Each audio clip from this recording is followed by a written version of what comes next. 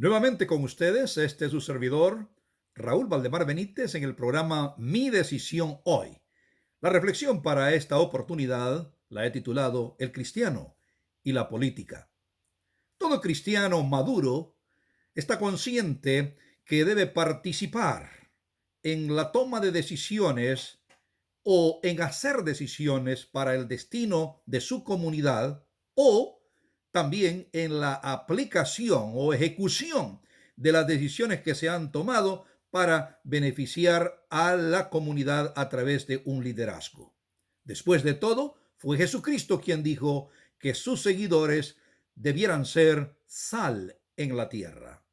Y la sal, sabemos nosotros, que tiene funciones de preservación y funciones también de dar gusto al alimento. Eso se espera del cristiano, que facilite la conservación de los valores, los derechos y la vida de los ciudadanos, así como también ayude para que sea una vida llevadera sin mayores problemas. Los animales no racionales nos dan la lección, tales como lo hace las abejas, los lobos y otros, que ellos de alguna manera se agrupan y desarrollan por instinto cierto orden natural que permite que haya entre ellos diversidad de funciones para la sobrevivencia o supervivencia. Y entre esas funciones está la función de dirigir o guiar o la función de proteger. El hombre, el animal racional, tal como lo sabemos, también en su integración social no solamente se complementa para su desarrollo, pero también pone en marcha cierto orden, cierta organización y balance en las funciones, entre las cuales también se encuentra el liderazgo, a fin de desarrollar o mantener una convivencia adecuada. En otras palabras, sí, en verdad, hay un sistema de política que tiene que desarrollarse para vivir en la comunidad, en la sociedad. Y el cristiano no está separado de esa comunidad o sociedad. Debe integrarse y estar activamente participando de la política de su comunidad. La diferencia es que el cristiano no ha de olvidar el principio que Jesús enseñara. Jesús dijo que en sus principios el que se cree más grande debe servir al menor y que el que ocupa una posición jerárquica de liderazgo en la comunidad no ha de hacerlo para enseñorearse de los demás, sino para servirlos y ayudarlos. El liderazgo de servicio es el que enseña el cristianismo. Y cuando un cristiano participa en la política, ya sea pasiva, dando su voto, o activamente siendo elegido para algún cargo, nunca debe olvidar que el liderazgo esperado, necesitado, de acuerdo al principio cristiano, es aquel que se hace por el servicio, para el beneficio de todos. Y esto es lo que ha de buscar realmente el cristiano. El respeto al derecho de los demás, derechos de pensar, derechos de creer y derechos de expresar lo que uno piensa y cree, son derechos fundamentales, los derechos religiosos y los derechos de conciencia, libertad de creencia y libertad de conciencia. Son derechos que deben respetarse. Y cuando se elige a los líderes políticos, debe considerarse justamente estos derechos. El cristiano, al participar en la elección de los gobernantes, nunca ha de olvidar que el objetivo es que se garantice estos derechos para todos los ciudadanos. Es así como si alguien, siendo un político, comienza a promover mediante promesas tantas cosas que hará, pero se duda aún con evidencias o con muestras de que practique la ejecución de lo que la constitución política de su país diga en cuanto a la libertad religiosa, hay que tener mucho cuidado entonces. No se debiera de votar o apoyar a un candidato al gobierno con semejantes ideas. En la mayoría de las constituciones políticas de los países democráticos se establece el respeto a la libertad de creencia, la libertad de conciencia. Sin embargo, hay políticos que una vez que llegan a su posición de gobernantes, olvidan eso y para tratar de lograr intereses egoístas y particulares, pasan por sobre esos derechos de los ciudadanos.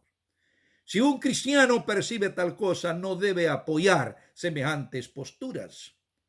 Al contrario, debiera de estar en contra de eso y votar en contra de eso.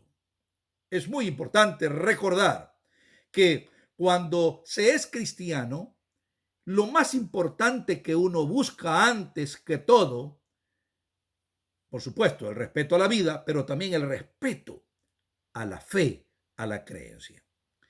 Y aquí está el otro punto.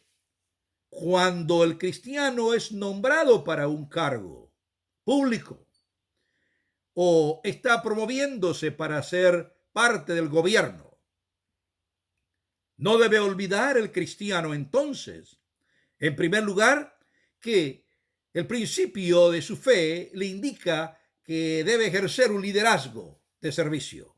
Eso es fundamental.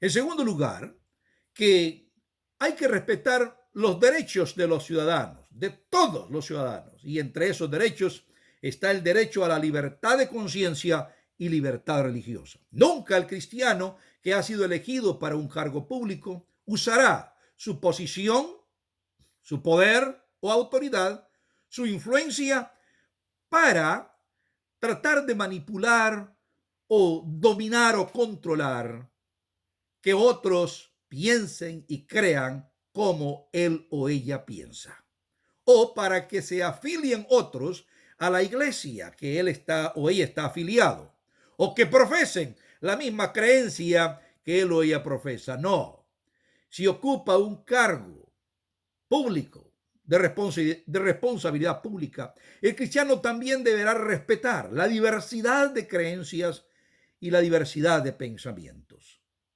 Es función propia para que respeten la suya propia. En la Biblia se registra un incidente muy importante. En el libro de Daniel, en el Antiguo Testamento, el capítulo 3.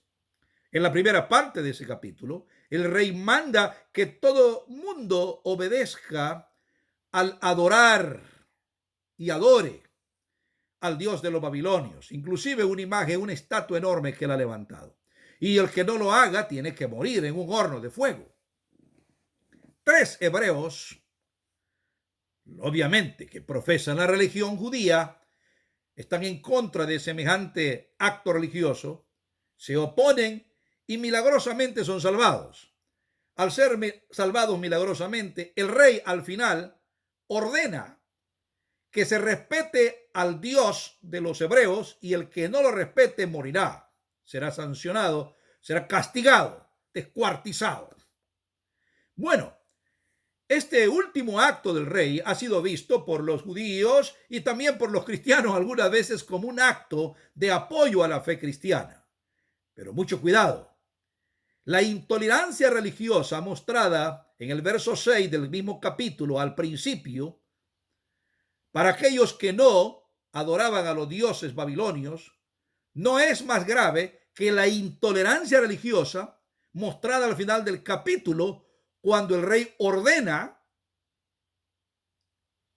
adorar al Dios de los judíos o de los hebreos, y el que no lo adore, pues, o el que no lo respeta, pues entonces va a ser sancionado hasta con la pena de muerte. Eso es intolerancia religiosa. Algunas veces nosotros miramos como intolerancia religiosa a aquellos que quieren imponernos su fe, pero pretendemos imponer nuestra fe sobre otros. Eso no es correcto. El cristiano, al participar en la política, debe estar consciente de esto. Por lo tanto, ya sea que la participación en la política sea pasiva, dando su voto, o activa, ejerciendo algún recargo de responsabilidad pública, el cristiano debe tener en cuenta el respeto a la conciencia y el respeto a la libertad religiosa o a la creencia. Pero el cristiano debe participar en política no solamente por estos dos puntos fundamentales, respeto a la creencia y respeto a la conciencia.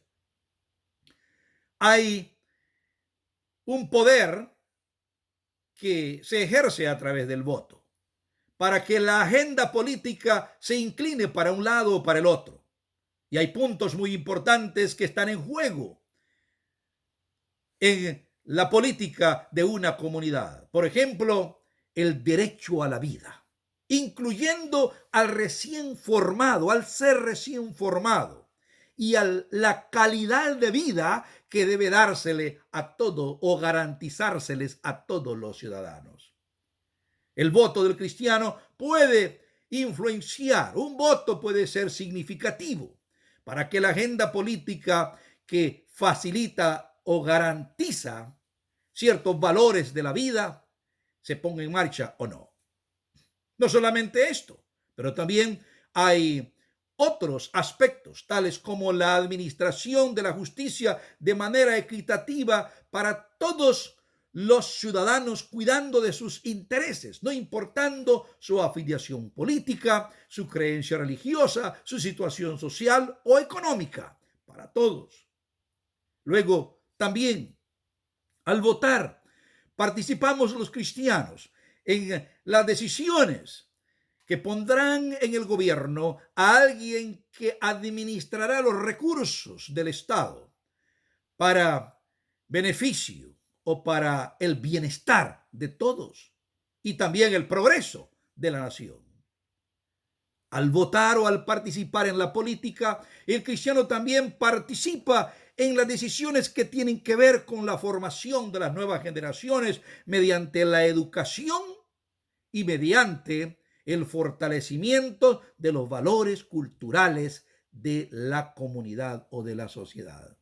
Es por eso que el cristiano debe participar en la política. Pero participar en la política no es lo mismo que ser un activista político. Un activista político es el que pretende imponer un partido sobre otro antes que otra cosa. El activista político tiene un interés particular. Si afilia a más individuos a su partido, entonces el punto particular que busca en la agenda o el beneficio que busca en la agenda de su partido para él, beneficio para él, va a ser posible. El que participa simplemente como un deber cívico en la política busca el bienestar no individual, pero el bienestar común primero, de todos, manteniendo una actitud conciliatoria para otros que no comparten su completa agenda política. Al contrario, el activista político casi siempre promueve su agenda en detrimento de los demás, no reconociendo nada en absoluto de valor en los demás, aunque en el fondo sepa que lo haya. Por lo tanto, no hablamos de que el cristiano sea un activista político, pero que participe en la política con esa actitud conciliatoria, buscando el bienestar común para todos y no con intereses completamente egoístas, intentando que se ejerza un liderazgo de servicio para beneficio de todos y que haya un respeto a la vida, a la libertad de creencia y a la libertad de conciencia. Dios te bendiga y muy pronto vendremos con otra reflexión más en este programa Mi Decisión Hoy con tu servidor Raúl Valdemar Benítez. Hasta luego.